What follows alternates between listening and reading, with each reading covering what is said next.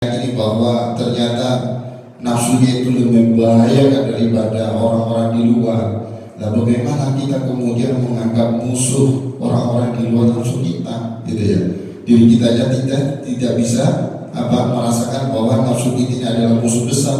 Bagaimana kemudian kita bisa menganggap setan itu adalah musuh kita juga, gitu?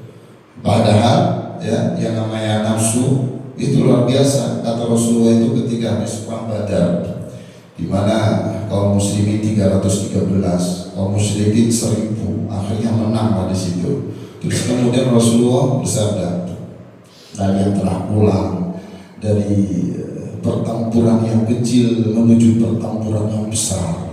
Para semua bertanya, pertempuran yang besar itu seperti apa Rasulullah? Jihadun nafsi, yaitu perang dengan nafsu.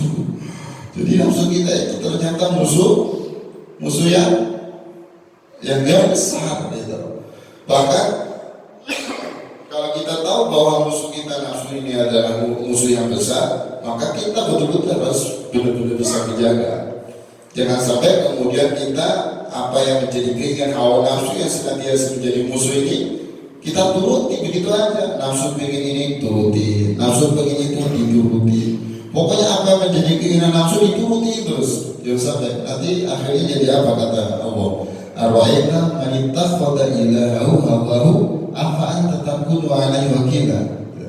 Amtasabu anna aktarahum yasma'una wa ya'qilun.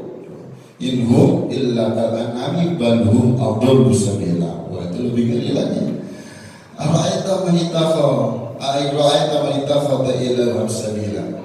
Maka kau melihat bahwa seorang yang menjadikan hawa nafsunya sebagai Tuhan, wah luar biasa. Jadi hawa nafsunya sudah posisinya menjadi Tuhannya. Itu ada ayatnya itu ya. Arwa'ita manittakhadha ilahahu hawahu. Orang-orang yang senantiasa menjadikan hawa nafsu sebagai Tuhan.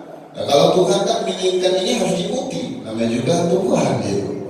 Seperti Allah memberi perintah ini ya harus diikuti, memberi larangan ini harus dicegah. Tapi memposisikan nafsunya sebagai Tuhan, keinginan ini diikuti, keinginan itu diikuti, semua diikuti apa yang jadi keinginan hawa nafsunya. Ya, pokoknya semua yang ada dalam hawa nafsunya itu berjalan selalu diikuti. Seakan-akan posisinya menjadi Tuhan. Bahkan manittakhadha ilahahu, menjadikan hawa nafsunya sebagai Tuhan. Nah, kalau sudah seperti itu, amtasabu anna aktarahum yasma'una wa ya'qilun. Tahu kau mengira amtasabu sesungguhnya kebanyakan mereka itu mendengar dan memahami. Inhum illa kal an'ami bal hum adallu sabila. Ya. Mereka itu hanya seperti binatang ternak. Loh, kita sampai bisa makan jadi binatang ternak. Kalau sudah menuruti hawa nafsu, ya, kalau jelas. Padahal kita manusia mulia. Walaqad karramna bani Adam. Kita tuh dimuliakan sama Allah, ya. Walaqad sungguh kami muliakan anak Adam. Dimuliakan. Tapi kemudian kenapa status kita berubah menjadi kal an'ami, seperti hewan ternak? Bahkan balhum adallu sabila, bahkan lebih sesat jalannya daripada binatang ternak. Wah, itu kan luar biasa. Itu semua diakibatnya karena kita senantiasa menuruti hawa nafsu kita. Nah, maka dari situlah kita apabila mengetahui musuh terbesar kita itu adalah hawa nafsu diri kita, maka kita senantiasa mengetahui diri sendiri. Kalau kita belum tahu atau belum yakin, bahkan mengira bahwa ada musuh yang besar, musuh yang kuat di luar diri kita, berarti kita belum mengenal diri sendiri. Bagaimana Sayyidina Ali ketika kemudian peperangan melawan satu jawara kaum musyrikin yang kuat, akhirnya Sayyidina Ali bisa merubuhkan, gitu ya, siap untuk ditebas begitu aja lehernya, siap untuk dibunuh. Ketika sudah posisi sudah gak berdaya musuhnya ini, udah siap dibunuh, diludahi kan Sayyidina Ali, diludahi, akhirnya dia ditinggalkan musuh tersebut. Dipanggil, Ali, kenapa engkau gak jadi bunuhku?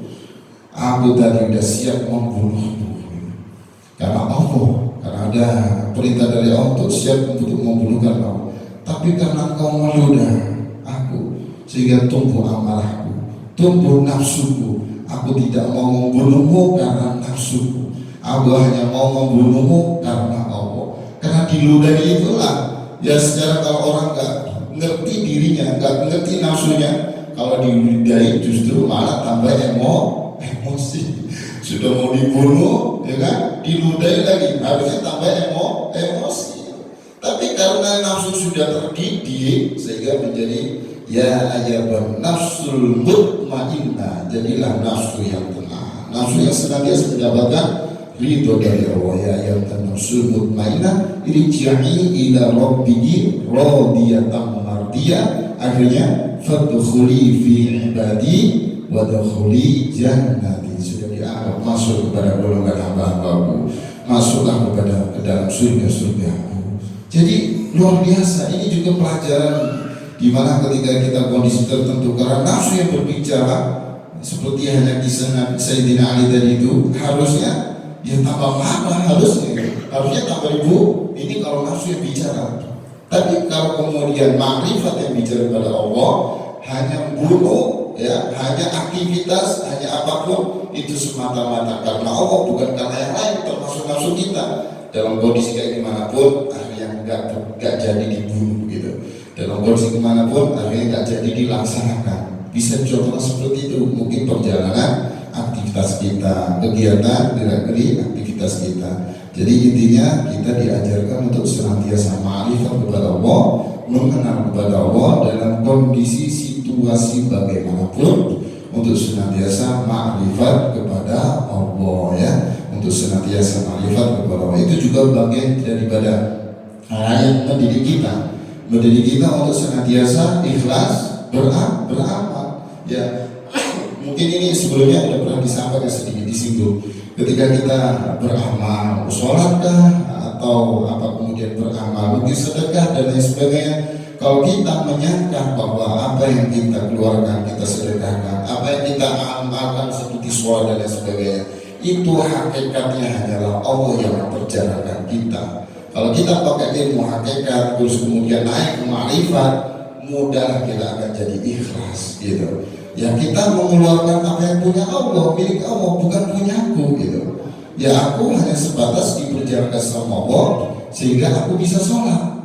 Ya aku hanya sebatas diperjalankan oleh Allah, mendapat petunjuk dari Allah, mendapat kemudian rezeki dari Allah sehingga aku punya ini, terus kemudian aku sedekahkan, aku keluarkan, ya itu punya Allah. Jadi plong gitu, tidak pakai pertimbangan, tidak pakai segala macam. Ini bagian daripada ilmu ketika kita sudah makrifat kepada Allah Subhanahu wa Ta'ala. Mungkin itu untuk kajian di pagi hari ini, mudah-mudahan bermanfaat. Insya Allah berikutnya kita masuk di maqalah yang ke-15. An Abi Bakri Siddiq radhiyallahu anhu fi qoulihi ta'ala zuharal fasadu fil barri wal bahr. Insyaallah di maqalah yang ke-15 kita akan mengkaji tentang apa yang disampaikan oleh Abu Bakar Siddiq yang mengutip firman Allah zuharal fasadu fil barri wal bahr. Wallahu a'lam bishawab. Semoga bermanfaat dan kurang lebih mohon maaf. Akhirul kalam wa huwa muwaffiq ila aqwamit thoriq. Wassalamualaikum warahmatullahi wabarakatuh.